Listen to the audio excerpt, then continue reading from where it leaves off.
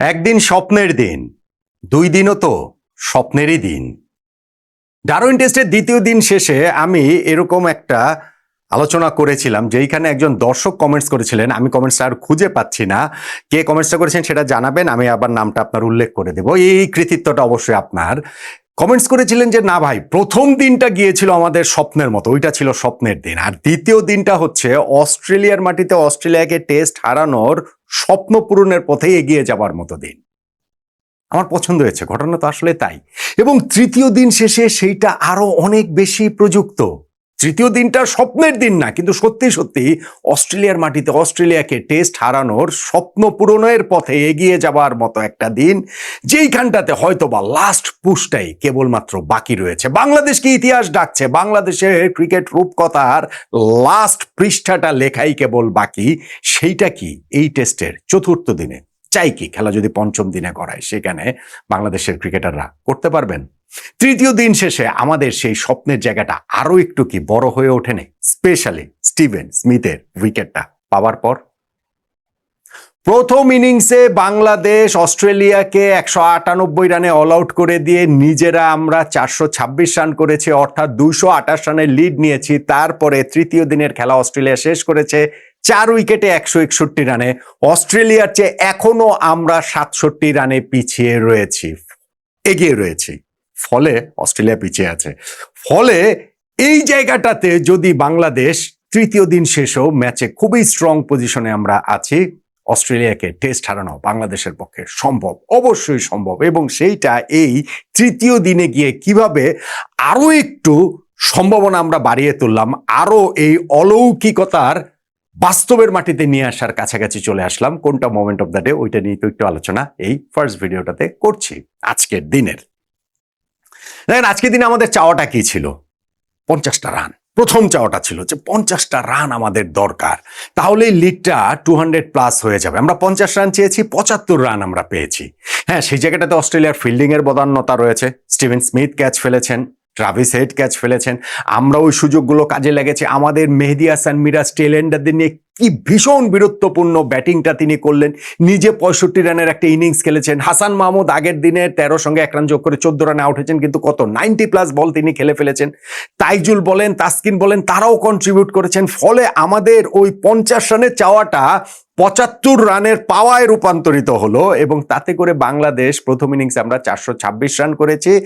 অস্ট্রেলিয়ার চেয়ে আমরা প্রথম ইনিংসে 228 রানের লিড নিয়েছি, যেটা আমাদের প্রত্যাশাকেও আসলে ছাড়িয়ে গিয়েছে। এবং সেই রানটা আমরা করেছি কাদের বিপক্ষে?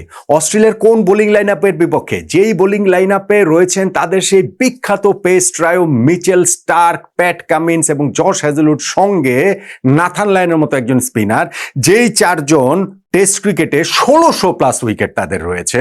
নাথান লায়নের 550 উইকেটের বেশি রয়েছে, মিচেল স্টার্কের প্রায় 450 উইকেট, প্যাট কামিন্সের 300+, এবং জশ হ্যাজেলউডেরও আজকে 300 উইকেট হয়ে গেল। আজকে 4টা উইকেটে তিনি নিয়েছেন, মিরাজের উইকেটটা নিয়ে ইনফ্যাক্ট আরো ওই 300 উইকেটের ক্লাবে ঢুকে গেলেন তিনি।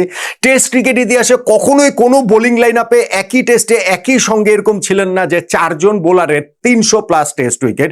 এবং সেই বোলিং লাইন আপের বিপক্ষে খেলে বাংলাদেশ আমরা 426 রান করেছি, 228 রানের ফার্স্ট ইনিংস লিড নিয়েছি। বাংলাদেশের ব্যাটসম্যানদের আসলে অবশ্যই এই জায়গাটাতে টুপি খোলা অভিনন্দন জানাতেই হয়। এখন ফার্স্ট পার্টটা ডের আমরা করেছি, এবং সেই জায়গাটাতে মিরাজ এবং অন্যান্য টেইলেন্ডাররা কাজ করেছেন। আমরা ফার্স্ট সেশনটা কাটিয়ে দিতে পেরেছি। এই টেস্ট মানে সময় কাটানোটাও গুরুত্বপূর্ণ, কারণ আমি ধরেন কালকেই বলছিলাম যে তৃতীয় দিনে ব্যাটিং এর জন্য উইকেট প্রবাবলি সবচেয়ে ভালো থাকবে। সো সেই জায়গাটাতে সময় কাটানোটাও আসলে গুরুত্বপূর্ণ ছিল, এবং সেই জায়গাটাতে যখন আমরা সেকেন্ড সেশনের শুরুতে অল আউট হয়ে যাই, অস্ট্রেলিয়াকে ব্যাটিংয়ে নামালাম, তখনও আমাদের জন্য সেই ব্রেক থ্রু ডিসিপ্লিন বোলিং সেটা প্রয়োজন ছিল, আর সেইটা আমরা কি দুর্দান্তভাবেই না করেছি। শুরুটা করেছেন হাসান মাহমুদ, প্রথম ইনিংসে যেখানে শেষ করেছিলেন, কিংবা তার ব্যাটিংয়েও তিনি যা করেছেন সেইটাই তিনি কন্টিনিউ করছেন। এবং এইখানটাতে অস্ট্রেলিয়ার 2 ওপেনার জ্যাক ওয়েদারল্ড ও ট্রাভিস হেড, 2জনকেই তিনি আউট করেছেন। 2জনই প্লেড অন হয়েছেন, 2জনেরই ব্যাটের কানায় লেগে স্ট্যাম্পে বল তারা টেনে এনে আউট হয়েছেন। এই দুই ওপেনারকে প্রথম ইনিংসেও হাসান মাহমুদ আউট করেছেন। বাংলাদেশের কোনো বোলার এক টেস্টের দুই ইনিংসে এই প্রতিপক্ষের দুই ওপেনারকে আউট করেছেন, এমন ঘটনা দ্বিতীয়বার ঘটলো। জিম্বাবুয়ের বিপক্ষে পেসার রবিউল ইসলাম শিবলু এটা ঘটিয়েছিলেন 2013-তে, এবং তারপরে হাসান মাহমুদের এই কীর্তি। শুরুতেই আমরা অস্ট্রেলিয়ার দুই ওপেনারকে যখন আউট করে দিলাম বাংলাদেশ আপার হ্যান্ডে, মার্নাস লাবুশেন তখন ফর্মে ফিরে আসার একটা ইঙ্গিত দেওয়ার ইনিংস খেলছিলেন, যেইখানটাতে তাকে বেশ কমফোর্টেবল লাগছিল, এবং ওই জায়গাটাতে দুর্দান্ত একটা ডেলিভারিতে টিজে তাইজুল ইসলাম তাকে বোল্ড করে দিলেন। স্লোয়ার বল করতে করতে, মানে তার ওই বল করতে করতে হঠাৎ একটা কুইকার যে তিনি করলেন লেগ স্ট্যাম্পের উপরে, সেইটাতেই বিভ্রান্ত হয়ে গিয়েছেন মার্নাস লাবুশেন। তিনি হচ্ছে লেগ সাইডে খেলতে চেয়েছেন, বল ব্যাটে পাননি, বোল্ড হয়ে গিয়েছেন তিনি। তারপরও বাংলাদেশের গলার কাটা হয়েছিলেন স্টিভেন স্মিথ। যে গলার কাটা, সেইটা সব দলের জন্যই প্রযোজ্য, সকল প্রতিপক্ষের জন্য প্রযোজ্য। আর বাংলাদেশ এইখানে প্রথম ইনিংসেও যে অস্ট্রেলিয়া 198 করেছিল, সেইখানেও স্মিথের 71 রান ছিল। সেইখানটা তো আমরা তার যে ক্যাচ ফেলেছিলাম শুরুতে, সেইটার একটা দায় ছিল। এবং এই দিনও স্মিথের হচ্ছে গিয়ে নাটকীয়তার কম হয় নাই। একবার তো হচ্ছে ওই যে শুরুতেই তিনি তার বিপক্ষে বাংলাদেশ ইবাদতের বলে কট বিহাইন্ডার অ্যাপিল করেছে, আম্পায়ার কুমার ধর্মসেনা আঙ্গুল তোলার আগেই তিনি হচ্ছে গিয়ে ডিআরএস নিয়ে নিয়েছেন, রিভিউ নিয়ে নিয়েছেন, এবং ওইবার তিনি বেঁচে গিয়েছেন যথার্থই। যাই হোক, এই স্টিভেন স্মিথ হচ্ছে গিয়ে বাংলাদেশের গলার কাটা হয়েছিলেন। তিনি মার্নাস লাবুশেনের সঙ্গে পার্টনারশিপটা করলেন, এরপরে ক্যামেরন গ্রিনের সঙ্গে পার্টনারশিপ, আর সেই গলার কাটাটা সরিয়ে দিলেন মেহেদী হাসান মিরাজ। আজকের দিনের হিরো মিরাজ, মানে ওই দিনের শুরুতে সকালে ওই ফার্স্ট সেশন কাটিয়ে দেয়া, এই এত 75টা রান যোগ করা, নিজে 50 করা, তারপরে বোলিংয়ে এসে এই যে স্টিভেন স্মিথের মহামূল্যবান উইকেটটা, যেই উইকেটটা বাংলাদেশকে ম্যাচে প্রবলভাবে এখনো আধিপত্যটা ধরে রেখেছে। মিরাজের একটু পেছন থেকে করা বলটা অফ স্ট্যাম্পের বাইরে, যেটা একটু লেগ সাইডে খেলতে চেয়েছিলেন স্টিভেন স্মিথ, কিন্তু সেইটাকে ব্যাটে ঠিক মতো পাননি। মিরাজের ডান দিক দিয়ে বল চলে যাচ্ছিল, এবং মিরাজ এইটা মিস করেন কিভাবে, বাংলাদেশ এই সুযোগ মিস করে কিভাবে, গোলকিপারের মতো ঝাঁপিয়ে পড়ে তিনি বলটাকে, আসলে ফুটবলের গোলকিপারের মতো বলটাকে তিনি তালুবন্দি করলেন। Steven Smith caught and bowled হয়ে আউট হয়ে গেলেন 44 রান করে, এবং তার হতাশাটা আসলে তখন বোঝাই যাচ্ছিল। 49 রানের পার্টনারশিপটা সেই জায়গাটাতে ব্রেক হয়েছিল। দেখেন, এরপরেও কিন্তু অস্ট্রেলিয়া একটা পার্টনারশিপ করেছে। ক্যামেরন গ্রিন এবং অ্যালেক্স ক্যারির জুটিটাও কত 39 রান করে ফেলেছেন। ক্যামেরন গ্রিন 40-এ ঘরে চলে গেছেন 43 রানে, অ্যালেক্স ক্যারিও 19 রান করে ফেলেছেন। ফলে বাংলাদেশের জন্য যে জব ডান, সব কাজ শেষ হয়ে গেছে, আমরা জিতে গেছি, এখনই আমরা আগাম উল্লাস করে দেবো, সেরকম কোনো অবস্থা নেই। এই জায়গাটাতে আবার ক্যামেরন গ্রিনের একটা ভীষণ সৌভাগ্য এবং বাংলাদেশের জন্য ভীষণ দুর্ভাগ্যের একটা বিষয় রয়েছে, কেননা 12 রানের সময় তো তিনি আউট হতে পারতেন।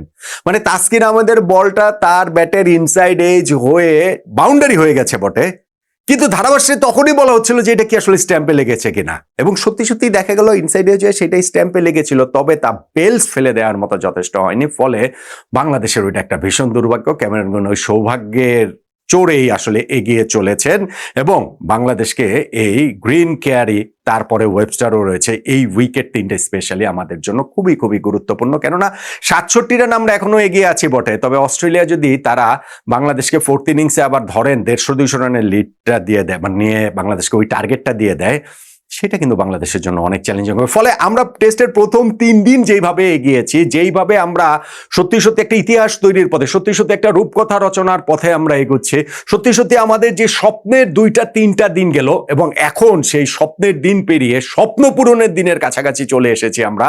ইতিহাস আমাদের ডাকছে, রূপকথার গল্পের শেষ পৃষ্ঠাটাই কেবলমাত্র লেখা বাকি। ওই জায়গাটাতে কোনো রকম কোনো সুযোগ হাতছাড়া করার সুযোগই আসলে বাংলাদেশের নেই। তাহলে এই তৃতীয় দিনের এরকম একটা অবস্থায় দাঁড়িয়ে থেকে মোমেন্ট অফ দ্য ডে কোনটাকে বলবো?